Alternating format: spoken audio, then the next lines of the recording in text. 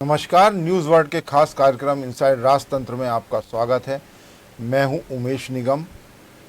Inside राजतंत्र में हम बात करेंगे राजनीति और ब्यूरोक्रेसी के फैसलों की इनसाइड जानकारी की। खुलासा करेंगे कि आखिर इन फैसलों के अंदर के कारण क्या हैं। तो शुरू करते हैं खबरों की इनसाइड स्टोरी का सिलसिला।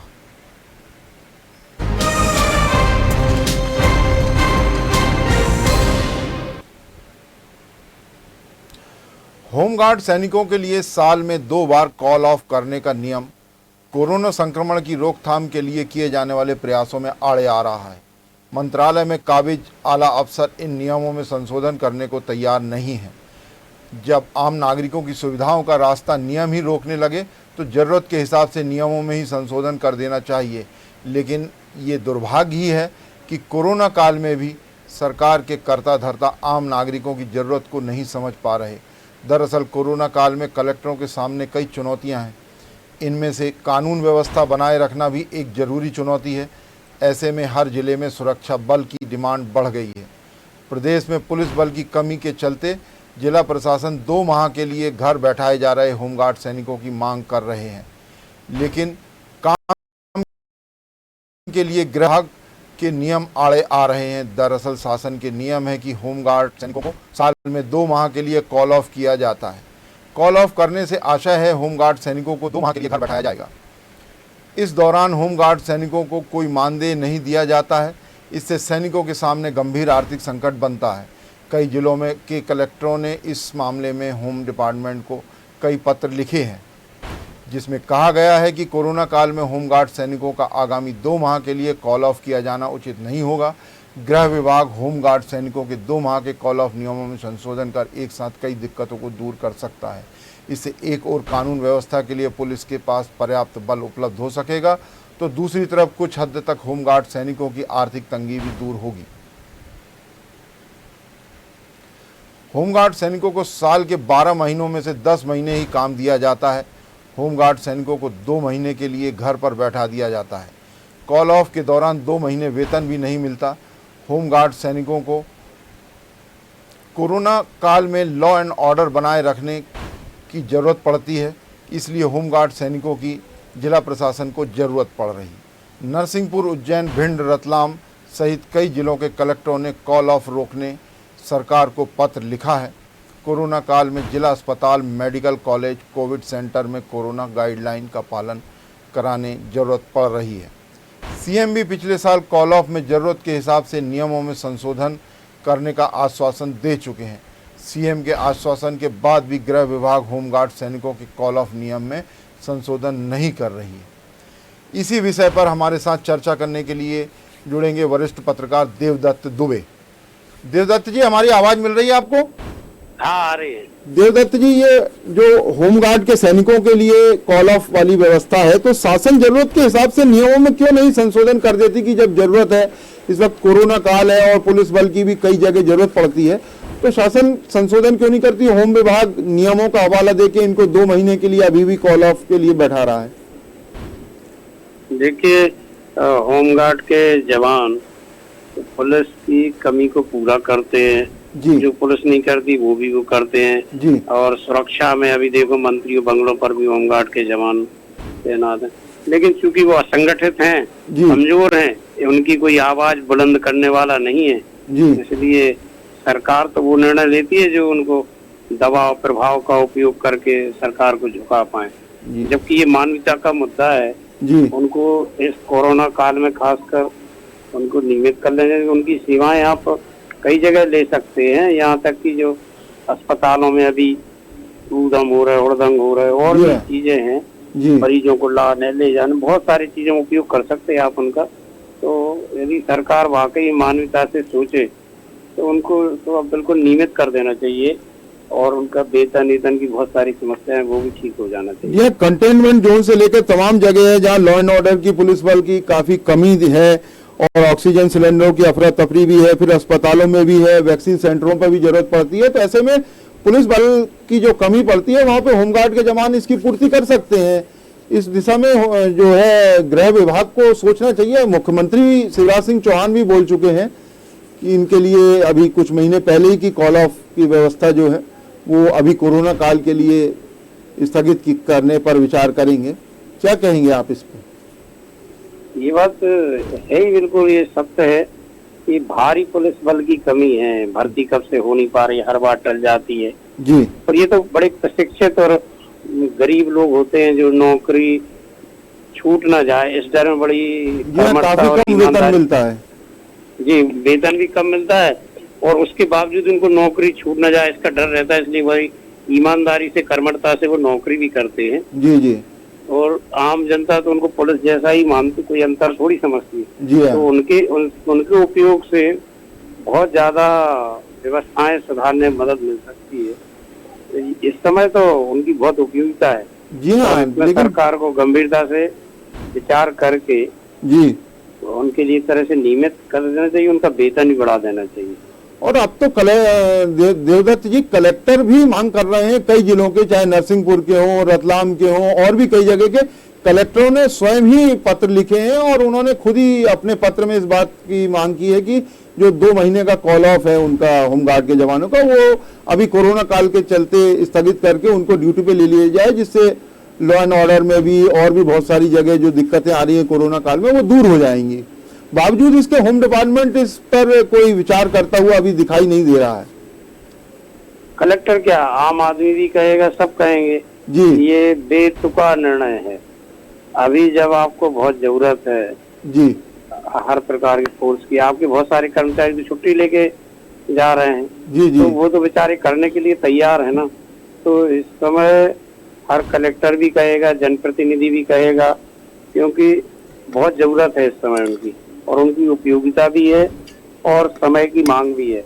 और इस पर यदि पुनः विचार करके और तुरंत उनको बुला लिया जाए तो मुझे लगता है ये मानवीय आधार पर और प्रशासनिक आधार पर भी बेहतर निर्णय होगा। जी हाँ, उनकी भी जो है आर्थिक स्थिति में सुधार होगा और प्रशासन को भी, पुलिस को भी जो अतिरिक्त बल मिलेगा, जो तमाम जगह उनकी ड्यूटी लगाई जा सके, और व्यवस्था भी सुचारू हो जाएगी। जैसे अस्पतालों में भी भीड़ लग रही है, वैक्सीन सेंटरों में भीड़ लग रही है, तो वहां भी पुलिस बल कम होता है, इस वजह से उसको नियंत्रित करने में दिक्कत आती है।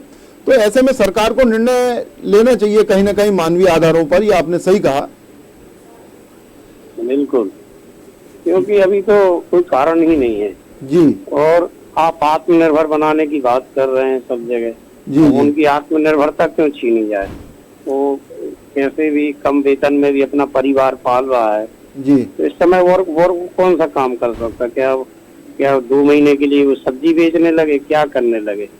तो ये सब मानवीय मुद्दे हैं जिन पे गंभीरता से विचार करना चाहिए बिना किसी अहम के टकराए के, और इसको तुरंत ले लेना चाहिए। हालांकि सरकार इस मामले को अपने आर्थिक उससे जोड़ के देखती है कि इनको 2 महीने के लिए बैठाया जाता है, क्योंकि सरकार की आर्थिक स्थिति ठीक नहीं है कि इनको पूरा 12 महीने रखा जाए। लेकिन कहीं और भी सरकार बहुत सारी चीजों में खर्च करती है, तो इन चीजों में ऐसी आर्थिक तंगी कारण नहीं बनना चाहिए। बिल्कुल नहीं। और अभी तो जो कोरोना का फंड है जी, इतना अनाप शनाप खर्च हो रहा है। जी जी आप प्राइवेट अस्पतालों से भी देखें तो क्या लूट मची है।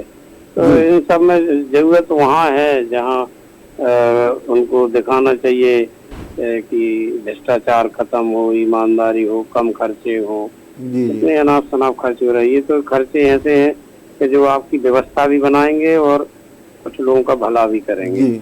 ये कोई तर्क नहीं है सरकार की आर्थिक स्थिति वाला, क्योंकि बड़े बड़े वेतन, बड़ी बड़ी सुविधाएं सब ले रहे हैं, तो वो बेचारे क्या करेंगे? छोटे से सीमित वेतन में अपने परिवार को पाल रहे हैं। जी, ये होमगार्ड के जवान जो है कोरोना काल में काफी उपयोगी साबित होंगे यदि सरकार इनका कॉल ऑफ खत्म करके और इनको ड्यूटी पर रखती है 2 महीने की। बहुत बहुत धन्यवाद देवदत्त जी न्यूज वर्ल्ड से मिलने के लिए। अब बात करेंगे एक और प्रशासनिक खबर की। केंद्र सरकार अब एक राष्ट्र एक वाहन नंबर की तैयारी में है। अब देश भर के वाहनों का रजिस्ट्रेशन प्रदेश की बजाय IN यानी इंडिया से शुरू होगा। वाहनों के पंजीयन की नई पॉलिसी लागू होने के बाद वाहन मालिकों को वाहन का नंबर ट्रांसफ़र करवाने के लिए NOC लेने एक राज्य से दूसरे राज्य नहीं जाना पड़ेगा। केंद्र सरकार ने नई पॉलिसी का नोटिफिकेशन जारी कर सुझाव और आपत्ति मांगे हैं। केंद्र की इस पॉलिसी लागू होने के बाद आम नागरिकों को राहत मिलेगी, लेकिन राज्य सरकारों को नुकसान होगा। अभी राज्य सरकार को वाहन registration, road tax, driving licence, permit, fitness से सालाना 2600 करोड़ की आय होती है। वाहनों के पंजीयन के लिए एनओसी लेने अभी तक वाहन मालिकों को दूसरे राज्यों में जाना पड़ता था और कई दिक्कतों का सामना करना पड़ता था, लेकिन नई पॉलिसी आने के बाद अब अन्य राज्यों में नहीं जाना पड़ेगा। केंद्र सरकार की वेबसाइट पर सीधे पंजीयन और टैक्स जमा हो सकेगा। केंद्र सरकार बाद में इस टैक्स को राज्यों को लौटाएगी। मध्य प्रदेश में साल भर में 12 से 15 लाख वाहनों का पंजीयन होता है। राज्य सरकार रजिस्ट्रेशन के बाद वाहन मालिकों से 9% टैक्स वसूलता है। केंद्र सरकार रजिस्ट्रेशन के बाद वाहन मालिकों से 8% टैक्स वसूलेगा। जहां एक और वाहन मालिकों को टैक्स में राहत मिलेगी, वहीं दूसरी भी परेशानियों से वाहन मालिक बचेंगे। हालांकि राज्य सरकार को ज़रूर इसमें टैक्स की कम मिलेगा, वो ज़रूर नुकसान होगा, लेकिन आम नागरिकों को खासी सुविधा मिलेगी।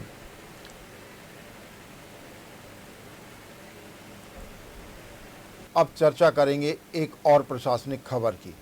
सरकार में नई आबकारी नीति को लेकर असमंजस की स्थिति बनी हुई है। शासन स्तर पर विचार किया जा रहा है कि वर्तमान ठेकों की अवधि 31 मई से आगे बढ़ा दिया जाए या फिर 5% अधिक लाइसेंस फीस करते हुए वर्तमान ठेकों का नवीनीकरण कर दिया जाए। पिछले वित्तीय वर्ष में कोरोना कर्फ्यू के कारण शराब दुकानें बंद रहने से सरकार को 2 माह के लिए खासा नुकसान हुआ था। 31 मई तक ठेके बढ़ा दिए गए थे। पिछले वित्तीय वर्ष की लाइसेंस फीस में 5% की बढ़ोतरी करते हुए दुकानों का नवीनीकरण करने की इस साल पॉलिसी आ सकती है। इस शर्त को शराब के ठेकेदार नहीं मानते हैं तो टेंडर जारी किए जाएंगे। वर्ष 2020-21 की आबकारी पॉलिसी में 20% लाइसेंस की फीस बढ़ाई गई थी। कल कैबिनेट की बैठक में भी नई आबकारी नीति को लेकर कोई निर्णय नहीं हो सका। मंत्रियों के एक मत नहीं होने पर मुख्यमंत्री ने इस मुद्दे पर बाद में चर्चा करने की बात कहकर फिलहाल मामले को टाल दिया। अब इस मुद्दे पर आने वाले दिनों में निर्णय लिया जाएगा। प्रदेश में देसी शराब की 2541 और विदेशी शराब की 1070 दुकानें हैं, जबकि 358 बार हैं। कोरोना काल के चलते शराब दुकानें बंद होने से सरकार को रोजाना 32 करोड़ से अधिक की राशि का नुकसान हो रहा है। कोरोना कर्फ्यू में आबकारी का घाटा 550 करोड़ से अधिक राशि का हो चुका है।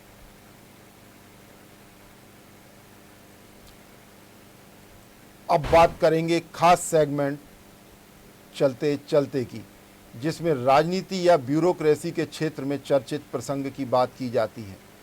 तो आज ब्यूरोक्रेसी से जुड़ा एक प्रसंग खासा चर्चा का विषय बना हुआ है।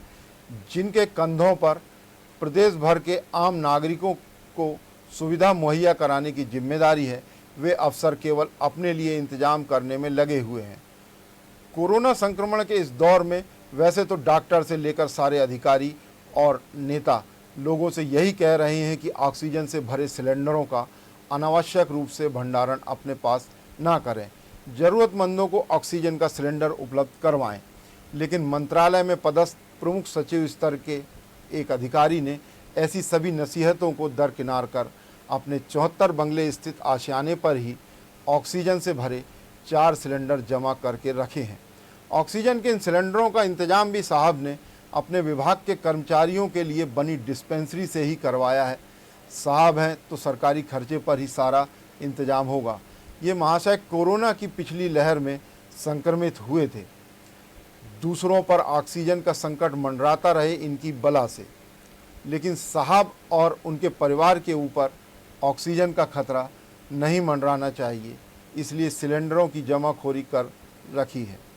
दर्शकों की सुविधा के लिए बताते चले कि ये महाशय महाकौशल क्षेत्र में कलेक्टर और मालवा में संभागायुक्त की जिम्मेदारी संभाल चुके हैं और साहब की पत्नी डॉक्टर हैं।